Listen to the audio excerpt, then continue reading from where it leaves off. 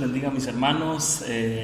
Hoy estoy listo ya para poder compartir un tema más. De hecho, yo creo que es la continuación del tema de Oye, oh Israel.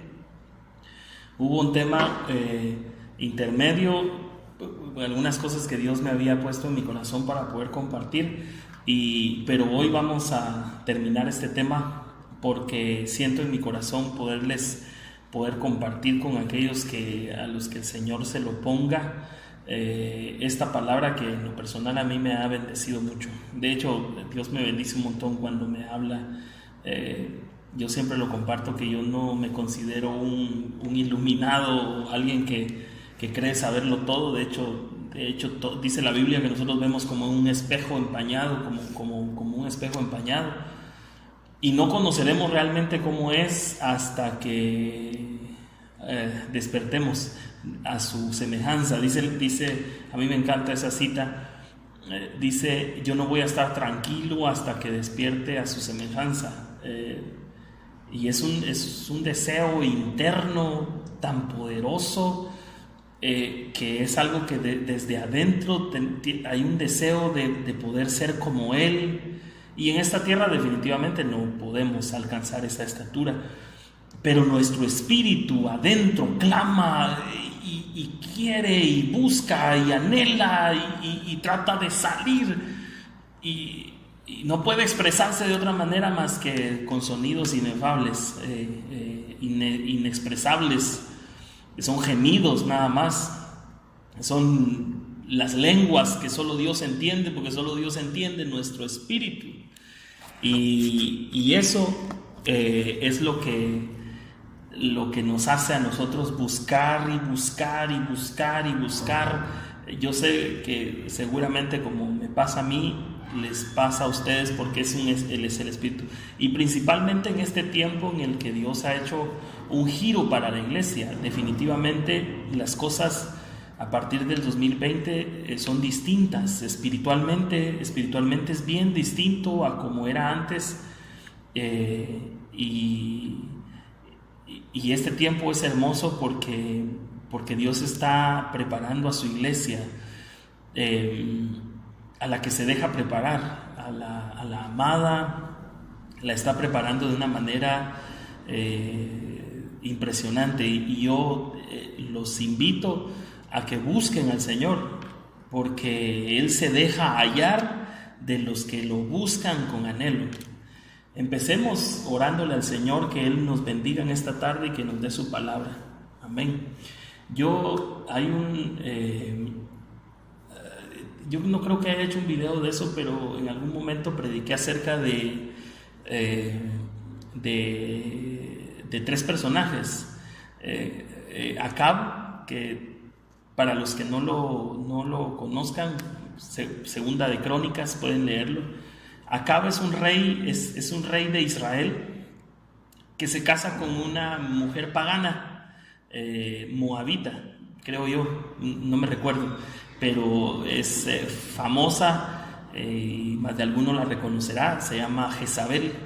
Era una mujer pagana y conduce a Acab, que era Israel, que era hijo de Dios, lo conduce a adorar a sus dioses, y perseguir incluso a Elías. Se recuerdan que Elías hace detener la lluvia y no cae lluvia, y Jezabel jura que le va a cortar la cabeza. Y entonces ese personaje, Acab, es uno de los personajes que yo he hablado, a semejanza del cuerpo, del ser integral que somos nosotros: espíritu, alma y cuerpo. En este sentido, Acab sería el cuerpo, que no tiene salvación en sí misma, porque es terrenal, porque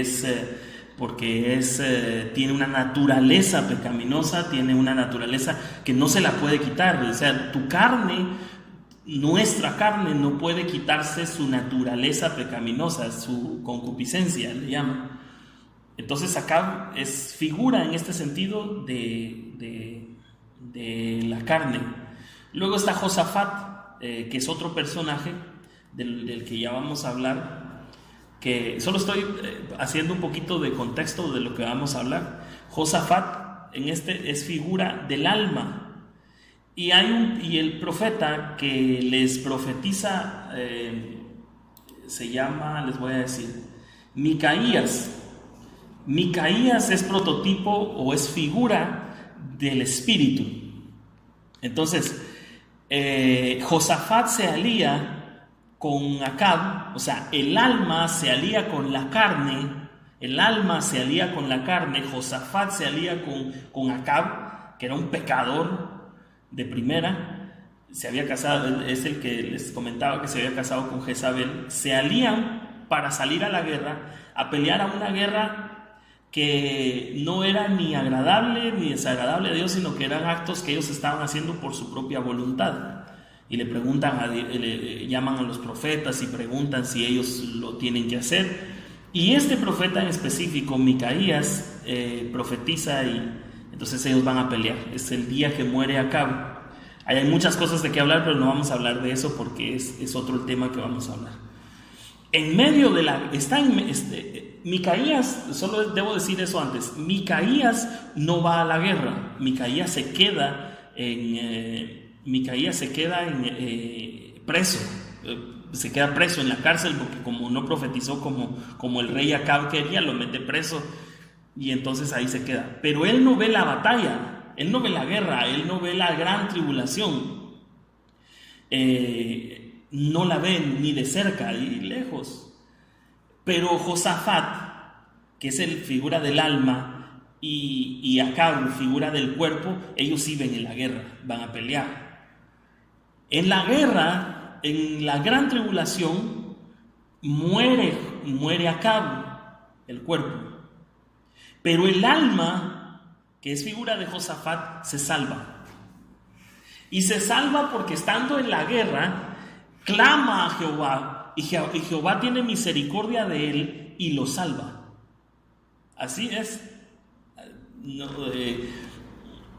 Lo salva por misericordia, porque él está a punto de morir. Los enemigos lo rodean de tal manera que está a punto de morir, y Jehová lo salva de una manera milagrosa. De hecho, cuando el Señor me enseñó esto, me lo enseñó precisamente con la gran tribulación. Entonces la gran tribulación no está hecha ni para los Josafat, sino para los Acab. Pero Josafat, impulsado por la carne, por los deseos de la carne, entonces va a pelear una guerra que no tenía que pelear. Pero como en medio de la guerra, para los que dicen que la gran tribulación, sí, van a haber salvos, pero precisamente la gran tribulación se refiere a eso, a la última chance mediante el zarandeo fuerte. Dios está salvando. Entonces Josafat se salva. Y entonces aquí empieza lo que yo quiero platicarles. Cuando él regresa de la guerra, regresa compungido, regresa sabiendo que había hecho mal, y entonces se encuentra con que un profeta de Jehová, un profeta de Dios, lo reprende y le dice así. Segunda de Crónicas capítulo 19 verso 1 dice: Josafat, rey de Judá, volvió en paz a su casa en Jerusalén, porque Dios lo había salvado en medio de la guerra, a punto de morir. Y le salió al encuentro el vidente Jehú, hijo de Hanani. El vidente es un profeta de Dios. Y dijo al rey Josafat: ¿al impío das ayuda? ¿Se recuerda que estuvimos hablando de que el impío no tiene paz? Que no hay paz para el impío. Precisamente de eso vamos a seguir hablando el día de hoy. Que el impío no tiene paz. Y a pesar de que el impío, de que Josafat hasta ese momento, hasta antes de aliarse con Acab, quizás iba por buen camino, pero al tomar la decisión de aliarse con un impío, se vuelve el impío. ¿Por qué? Porque el impío generalmente, yo diría que el impío siempre está en contra de la voluntad de Dios. Entonces le pregunta el profeta: al impío das ayuda y amas a los que aborrecen a Jehová, pues ha salido de la presencia de Jehová ira contra ti. O sea, un capítulo antes, Josafat había clamado misericordia y Dios había tenido de él misericordia y lo salva. Pero después le manda un profeta diciéndole: sí, te salvé, pero todavía tengo algo en contra tuya. Todavía tengo algo en contra de ti. Y yo quiero que se recuerden que es lo mismo que le dice Dios a las iglesias. El que tenga oídos que oiga lo que el Espíritu está hablando a las iglesias en el Apocalipsis, capítulo 2 y capítulo 3. Le dice: yo tengo algo en contra tuya. Yo tengo algo en contra tuya, que has perdido tu primer amor, que toleras a los nicolaitas, que toleras a Jezabel. Yo tengo algo en contra tuya. Y eso le está diciendo aquí a Josafat. Dios le dice: un momento, sí, yo te salvé, pero tengo algo en contra tuya todavía. Y incluso es tan similar a lo que dice Apocalipsis, que en el verso 3 dice: pero se han hallado en ti buenas cosas. Es exactamente lo que Dios le dice a las iglesias. Sí, tienes algunas cosas que son buenas, que son rescatables, pero no es suficiente. No es suficiente porque tú crees que es con esas buenas obras que haces agradas a Dios. Ya ni siquiera es una cuestión de salvación, porque no hablemos de los perdidos, no hablemos de la oveja perdida, hablemos de las 99.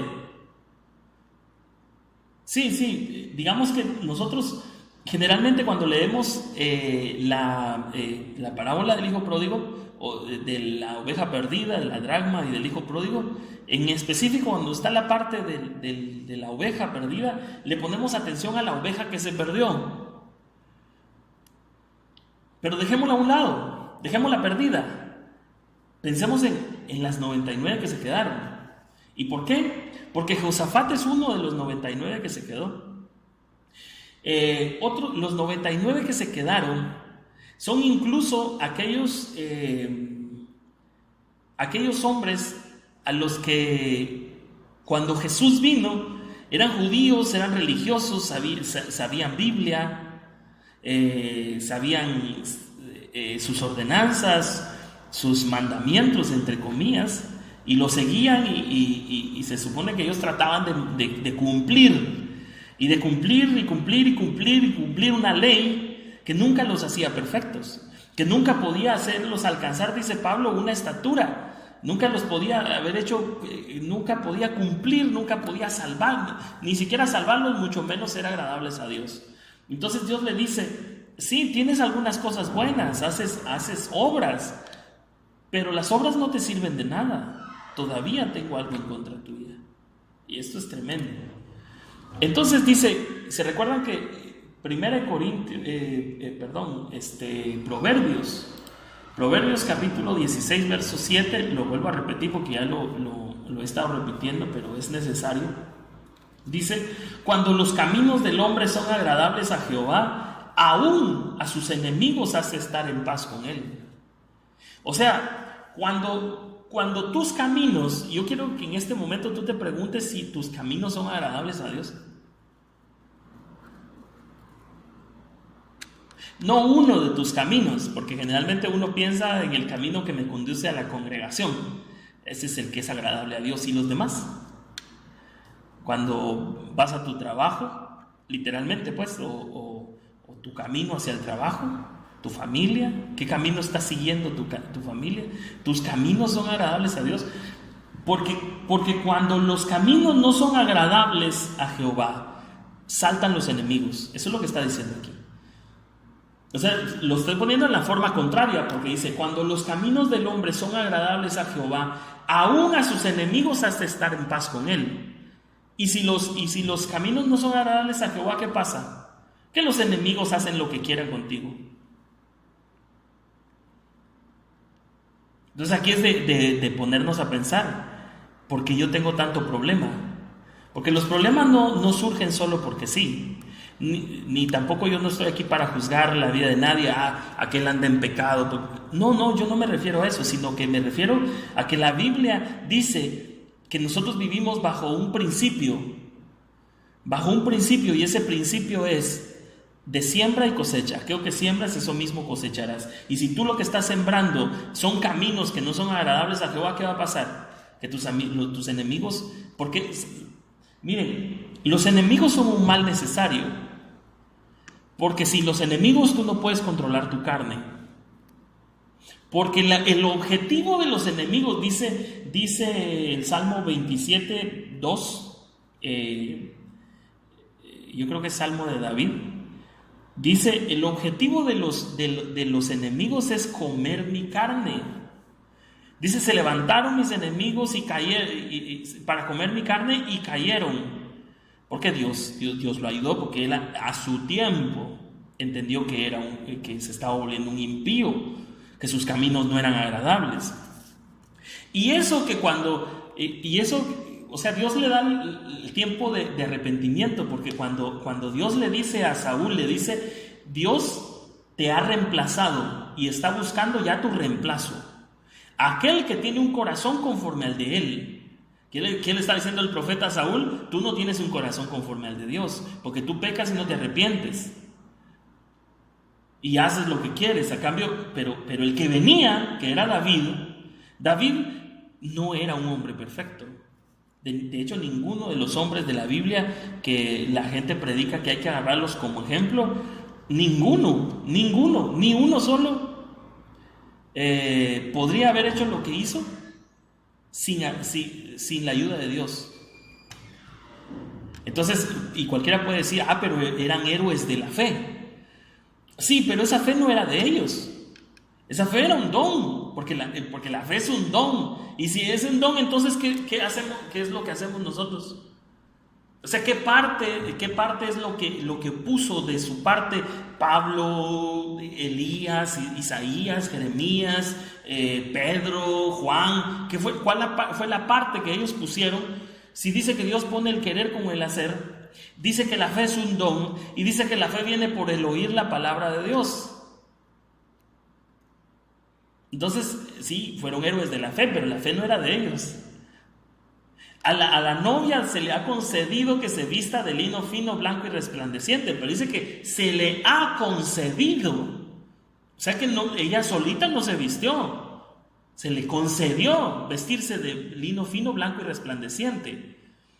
Y el siguiente versículo dice, y el lino fino, blanco y resplandeciente son las buenas obras de los santos. O sea que las buenas obras que haces en el Espíritu ni siquiera son tuyas. Por eso dice la Biblia que no es del que corre ni del que quiere, sino de Dios que tiene misericordia. Bueno, entonces no corramos, ¿verdad? No, tienes que correr. Pero entonces, ¿cómo es? ¿Corro o no corro? Sí, tienes que correr. Pero cuando corras, tienes que saber que lo que logres corriendo no es debido a ti, sino a Dios. Es impresionante. Ese es un gran misterio que solo aquel que lo busca lo encuentra, porque Dios se lo da. Es un misterio que a mí me encanta hablar de eso, porque yo entiendo que Dios ve las obras mías, pero no las obras en la carne, sino en el Espíritu, que son las que hacen agradables mis caminos a Dios. Y aquí está diciendo que los caminos cuando los caminos del hombre son agradables, hasta los enemigos hacen estar. Entonces, cuando tus caminos empiezan a ser desagradables, por eso dice Santiago que el que se hace amigo del mundo, oye bien esto es tremendo, el que se hace amigo del mundo se constituye enemigo de Dios. Y dice Dios que va a destruir a sus enemigos con el resplandor de su venida.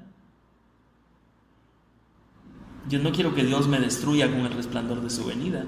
Yo no quiero alejarme. Dice la Biblia, dice que hay unos en su venida que se van a alejar avergonzados. Yo no me quiero alejar avergonzado. Entonces, Pero cuando la persona se hace amigo del mundo, inmediatamente se constituye enemigo de Dios. Inmediatamente. Y lo opuesto también, si tú quieres ser amigo de Dios y Dios ya te llama mi amigo, definitivamente la única prueba es que seas enemigo del mundo.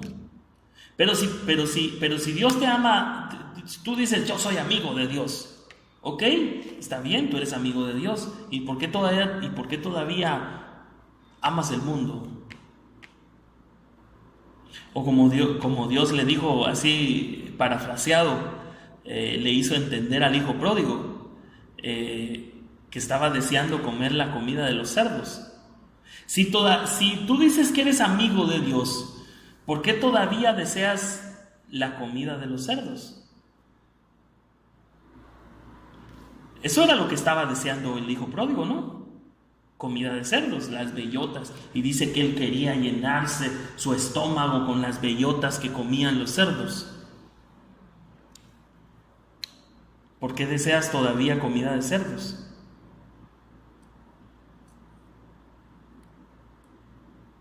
¿No será que eres más amigo del mundo que de Dios? Eso solo tú lo puedes contestar.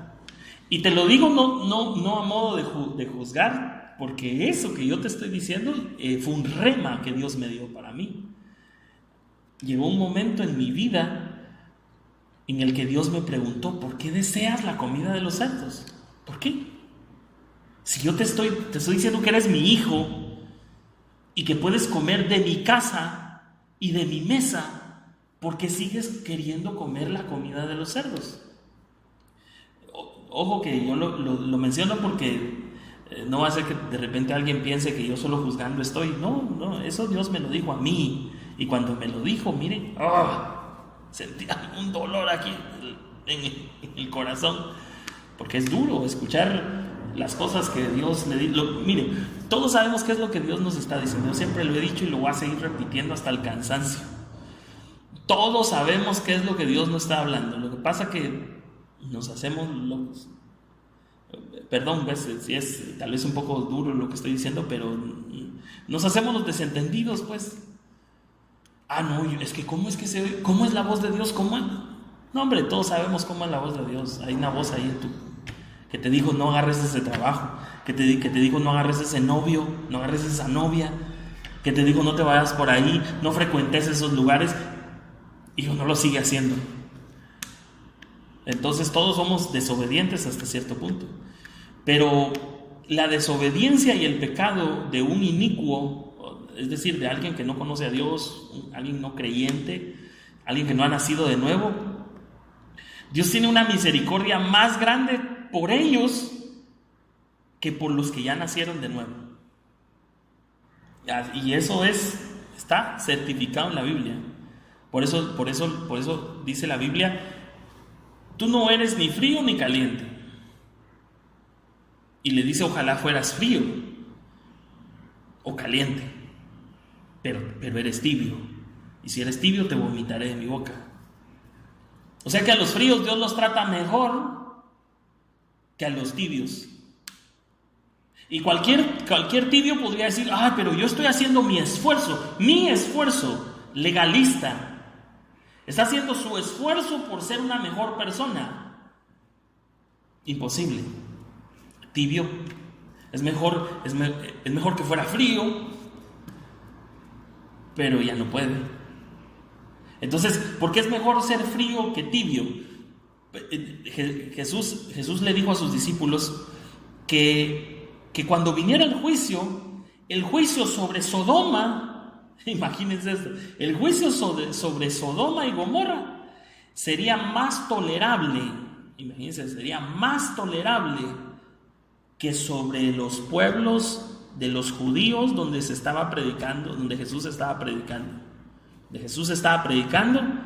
Estaba llegando una palabra que no le fue, porque dice, si esta palabra se hubiera predicado con ellos, muchos se hubieran convertido en Sodoma. Y entonces, por eso es que el juicio sobre ellos va a ser más tolerable. Esto es impresionante.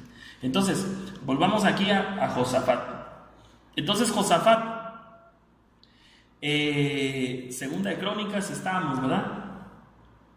Entonces, resulta que Josafat, Dios tiene algo en contra de él, pero le da una oportunidad más. Y esa oportunidad es una prueba. Ya lo hablamos del tema anterior, de que la prueba no es la tribulación. Si tú ya estás atribulado, no estás pasando por una prueba. Eso que quede bien claro. Si tú ya estás atribulado, ya tienes enfermedad, tienes escasez, cualquier tribulación que tú quieras, esa tribulación no es una prueba, no es una prueba. La prueba es la orden que Dios te dio, por la que te llegó por no haberla cumplido, te llegó la tribulación. Así le pasó. Entonces a Josafat le dan una orden, y la orden que le dan, antes de eso quiero decir que dice que como no hay paz para el impío, ¿va? Oigan este versículo, verso 4, dice: habitó pues Josafat en Jerusalén, pero daba vuelta y salía al pueblo desde Beerseba hasta el monte de Efraín. O sea, él andaba de arriba para abajo porque no había paz, él no tenía paz, porque no hay paz para el impío. No hay paz para el impío. Si tú no tienes paz hoy, si tú no tienes paz en tu corazón hoy, quiere decir que eres un impío. Híjole, no lo quería decir así, pero ya lo dije.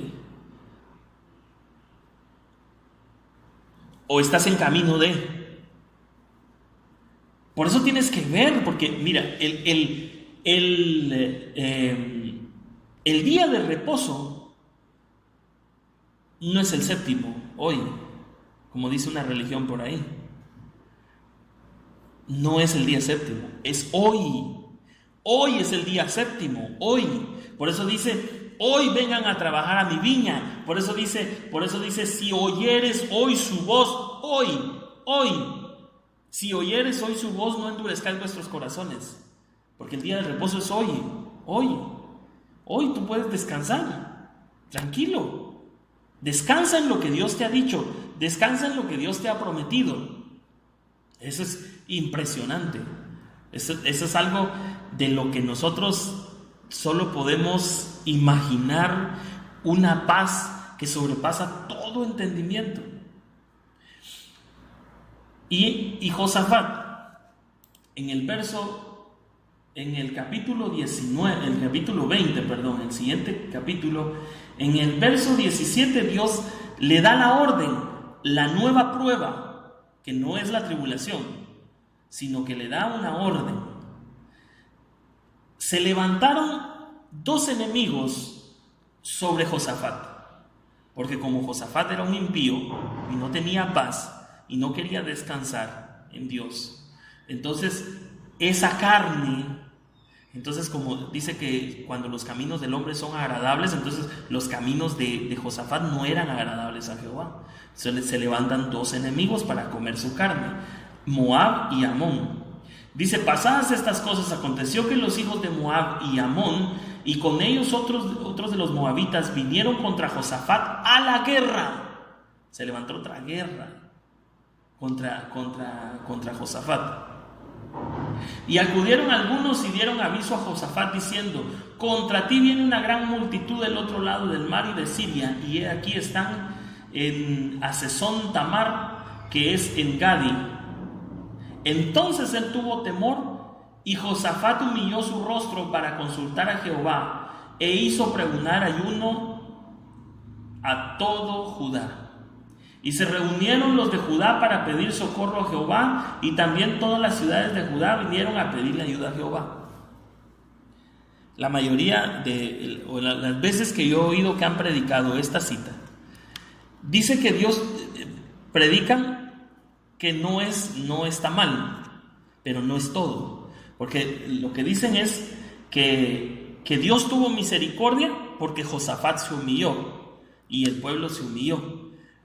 Pero no fue solo eso. Eso fue la parte en la que Dios consideró a Josafat, porque se estaba humillando delante de él, y entonces vio que su corazón era sincero. Y entonces Dios le da una oportunidad más. Pero lo que de verdad salvó A Josafat fue la obediencia, porque Dios le dio una nueva orden. Hasta aquí, cualquiera hubiera dicho, Dios lo salvó, porque después lo salva. Imagínense el milagro tan grande que hace Dios, que cuando el pueblo de Israel en la noche estaba preparándose y cumplen la orden que Dios les da, dice que cuando los ejércitos de Amón y de Moab y Amón se levantaron, dice que se hirieron unos a otros, y entre ellos se asesinaron. Cuando Josafat llegó al campo donde supuestamente estaba el ejército contra ellos, se llegaron a dar cuenta que ya todos estaban muertos. Todos estaban muertos. Josafat no tuvo que ni siquiera desenvainar la espada, imagínense. Es un milagro tan grande. Pero ese milagro no fue por esto. Y fue una parte, pero no lo fue todo. Lo más importante fue la obediencia. Porque si Dios hubiese visto que Josafat ignoró la orden que Dios le estaba dando, aunque se hubiera humillado, Dios no lo salva. Porque a Dios no lo convencen las lágrimas. Dice que Esaú, con lágrimas en sus ojos, procuró el arrepentimiento y no recibió misericordia. O sea que las lágrimas no convencen a Dios. Lo que convence a Dios es la obediencia. Por eso Jesús decía, y lo vuelvo a repetir, Jesús decía, ustedes me dicen Señor, Señor, y no hacen lo que yo les digo. Es como que Jesús estuviera diciendo, entonces ¿qué chiste tiene que ustedes me digan Señor, Señor, que me digan que sí, que van a estar conmigo, si cuando yo les digo algo ustedes no lo hacen? Tremendo, ¿verdad? Entonces dice, verso 15, y dijo, oíd. Verso 14, dice, aquí está el profeta. Y estaba ahí Jaasiel, hijo de Zacarías, hijo de Benaía, hijo de Jehiel, hijo de Matanías, levita de los hijos de Asaf, sobre el cual vino el Espíritu de Jehová en medio de la reunión, y dijo, oíd, les profetizó: Judá todo y vosotros moradores de Jerusalén, y tú, rey Josafat, Jehová os dice así: no temáis, no os amedrentéis delante de esta multitud tan grande, porque no es vuestra guerra sino la de Dios. Okay. O sea, le está pidiendo que entren en su reposo, como lo que le pidió en el desierto. Dios le pidió a Israel que descansara, que entrara a su reposo, y los rebeldes no quisieron descansar. Y yo juré, dice Jehová todavía, yo juré que no descansarían nunca más. Entonces dice, mañana, verso 16, segunda de Crónicas, capítulo 20, verso 16, mañana descenderéis contra ellos, he aquí que ellos subirán por la cuesta de Cis, y los hallaréis junto al arroyo antes del desierto de Jeruel.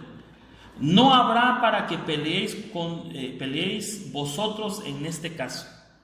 O sea, le está diciendo, ustedes no van a pelear, tranquilos, parad, estad quietos y ved la salvación de Jehová con vosotros. Oh Judá y Jerusalén, no temáis ni desmayéis, salid mañana contra ellos, porque Jehová estará con vosotros. Entonces, esta es la orden. Esta es la orden que Dios le dio a Josafat.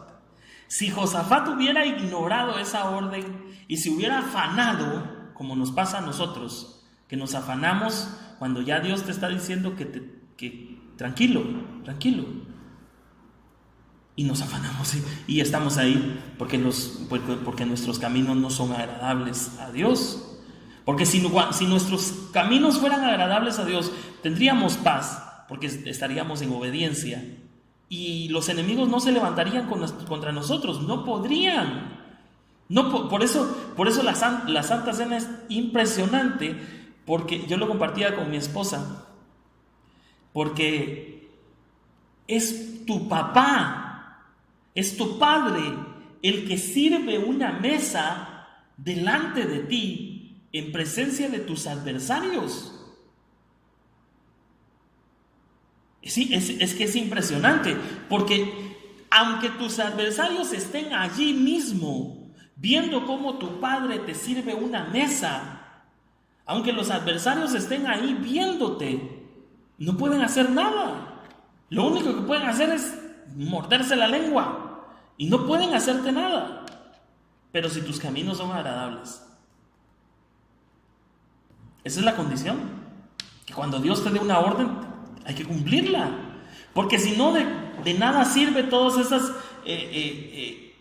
manifestaciones externas de religiosidad, cantar una alabanza, decir que oras 2 o 3 horas al día, que ayunas una semana, que 40 días de ayuno, que no sé cuántas semanas de ayuno. De nada sirve todo eso si cuando Dios te pide algo no lo haces. De nada. Ay, Dios. Sería mejor que fuéramos solamente obedientes. Porque incluso Jesús, le preguntan a Jesús, ¿por qué tus discípulos no ayunan?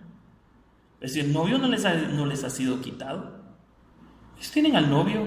¿Por qué van a ayunar si no tienen por qué ayunar? ¿No es el ayuno el que yo he escogido, que compartas tu pan con el hambriento? Era la orden que Dios le había dado al pueblo de Israel, que ese ayuno, que hicieran ese ayuno, porque se habían vuelto ávaros con sus riquezas, con las riquezas que Dios mismo les había dado. Se habían vuelto ávaros y entonces Dios les estaba pidiendo que compartieran lo que tenían. No, ellos no lo hacían. Dice que cerraban su puño. No, nosotros ahora lo volvemos un dogma y decimos que entonces no hay que hacer ayuno, sino que ayudar a los pobres. No, eso tampoco es lo que está diciendo ahí. Lo que está diciendo ahí es que Dios les había dado la orden de compartir y ellos no habían querido compartir. Por eso les dice bien claro: ¿no es acaso el ayuno que yo he escogido que compartas tu pan con el hambriento? Ya les estaba dando la orden y ellos no hacían caso. Entonces es impresionante porque esa religiosidad, ya no mucho me gusta hablar de la religiosidad y los religiosos, porque también hay un grupo por ahí que predica en contra de los religiosos, pero para irse para el mundo. Escuché a un músico que para mí es uno de los mejores músicos, me gusta mucho, un baterista, me encanta cómo toca, pero él habla en contra de los religiosos para poder él seguir en la música secular, y dice cosas como toda la música es de Dios, y no, pues, o sea, no puede brotar de una misma fuente, no pueden brotar dos aguas, no tiene nada que ver el templo de Baal con el templo de Dios, aunque la gente lo confunda, pero no tiene nada que ver, no se puede mezclar. Entonces por eso no me gusta hablar de los religiosos, pero la verdad que es un espíritu de religión, que es impresionante, pero Dios va en contra incluso de ese espíritu de religión, porque Jesús mismo no fundó una religión como tal, fundó una iglesia que ni siquiera se puede ver, nos podemos ver nosotros, pero la forma en la que la iglesia se congrega no la podemos ver. Dice, porque nos hemos congregado en el cielo, dice, en la congregación de los ángeles, en los millares de ángeles, y en la congregación de los espíritus hechos ya perfectos. Eso no lo podemos ver con ojos físicos. Sin embargo, cuando tú cierras tus ojos y oras al Padre, estás congregado ahí, en esa congregación. Impresionante. Entonces Dios le da la orden y él decide obedecerla. Estad quietos, dice, parad, descansad. Y descansa y Dios lo bendice y mata a todos sus enemigos. Por eso David decía en el Salmo: mis enemigos se levantaron contra mí para comer mis carnes, y todos ellos cayeron, tropezaron y cayeron. Por eso, si tú estás siendo perseguido por enemigos, lo único que te queda es serle obediente a Dios, es recordar, es ubicar aquello que Dios te estuvo pidiendo, que te está pidiendo, y serle obediente. Porque Dios nos lleva paso a paso. Dios no te va a pedir todo, porque no lo puedes entregar todo. No tienes la capacidad, no tenemos la capacidad de entregarlo todo. Por eso al hijo pródigo, al joven rico, el joven rico le dice: ¿qué tengo que hacer para ganar el reino? Y Jesús le dice: pues cumple la ley y los profetas. Porque él sabía para dónde iba el hijo pródigo. Cumple los mandamientos, le dice Jesús. Y entonces el hijo pródigo le dice: ¿cuáles? Así como: yo ya los cumplí todos. El decálogo, esto, que aquello, que no sé qué. Eso ya lo cumplí yo. Bueno, si es cierto, le dijo Jesús, si es cierto que de verdad ya los cumples todos, bueno, solo te queda una cosa. Que de hecho era la misma cosa que lo mismo, la única cosa que fue valiosa para María. Cuando le dice Jesús a Marta: María escogió la mejor parte. Esa mejor parte es la que le hacía falta al hijo pródigo, al joven rico. Y el joven rico le dice, entonces Jesús le dice al joven rico: ve y vende todo lo que tienes y dáselo a los pobres. Y no quiso. No era cierto que ya cumplía todos los mandamientos. Porque cuando la Biblia habla de mandamientos, esto es nuevo. Bueno, yo no se lo he oído a nadie. Pero cuando la Biblia habla de mandamientos, no está hablando del decálogo. Por favor, de verdad, nosotros tenemos que evolucionar en lo que Dios le está hablando hoy a la iglesia. No está hablando del decálogo. Porque cuando tú agarras el decálogo, primero que nadie lo puede cumplir al 100%. Ni siquiera los 10 mandamientos. Ni siquiera los 10 mandamientos, no hay nadie que los pueda cumplir. Porque dice la Biblia que aquel que falla, que el que quiere ser juzgado por la ley y que falla en uno de los mandamientos, en el más pequeño, ya falló en toda la ley. Ya falló en toda la ley. Entonces no hay quien no pueda cumplir la ley, los mandamientos. Entonces no se refiere a eso. Cuando Jesús se refiere a los mandamientos, se refiere específicamente a aquellos mandamientos que Dios te da a ti en lo personal, o a mí. A eso se refiere. ¿Qué es lo que Dios quiere de tu vida? Eso es lo que ¿qué es lo que Dios quiere de nuestra vida? Es lo que nosotros nos deberíamos preguntar. Entonces, ¿se recuerdan que hablamos de las 99? Mira cómo dice acá. Lucas capítulo 15, verso 1. Se acercaban a Jesús todos los publicanos y pecadores para oírle, y los fariseos y los escribas murmuraban diciendo: a los pecadores recibe y con ellos come.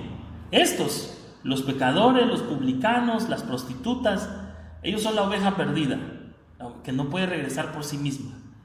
Dice: entonces él les refirió esta parábola diciendo: ¿qué hombre de vosotros, teniendo 100 ovejas, si pierde una de ellas, no deja las 99 en el desierto y va tras la que se perdió hasta encontrarla? Entonces, los publicanos, los pecadores, las prostitutas, todos son la oveja perdida. Pero olvidémonos de esa oveja perdida por un momento. Pensemos en las 99 que se quedaron. Porque aquí lo que Jesús está diciendo es que las 99 son estos fariseos hipócritas.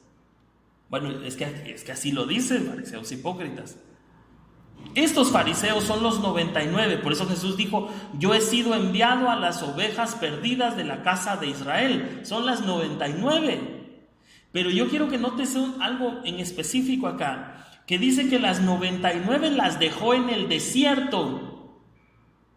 No las dejó en un corral. Y yo busqué la palabra en el original, en el griego, Y es específicamente desierto, un lugar desértico, un lugar desolado. O sea, no quiere decir que tenía en el desierto un corral y ahí las metió a todas. No, es un lugar solitario. La palabra significa un lugar solitario, un lugar desértico, un desierto árido. ¿Por qué iba a dejar a las 99 en el desierto si no era porque también necesitaban ser limadas, zarandeadas? Hoy Dios está tratando con las ovejas perdidas de la casa de Israel. Otra vez, sí. Hoy Dios está tratando con las ovejas perdidas de la casa de Israel. Está volteando a ver a las ovejas, a las 99 que se quedaron en el desierto para ser purificadas. Por eso dice la Biblia, le hablaré a su corazón y la llevaré al desierto. Dice Oseas capítulo 2, verso 14. Por tanto, he aquí, la seduciré, la llevaré al desierto y ahí le hablaré al corazón. Dios habló con las 99 en el desierto, porque las 99, unas de las 99 decían, pero si yo soy rico, yo no tengo de nada necesidad. Yo tengo de nada tengo necesidad. Y no sabían, dice, que son pobres, ciegos, desnudos.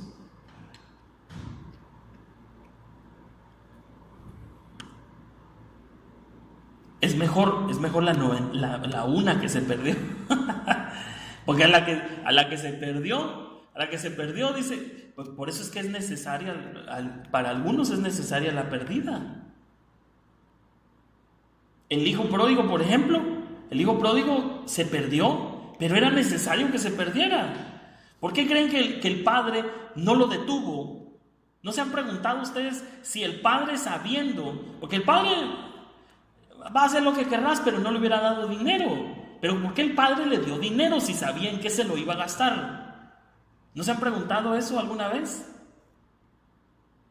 Alguien que tenga ya un hijo grande y que lo conoce y le conoce sus mañas, ¿le daría dinero?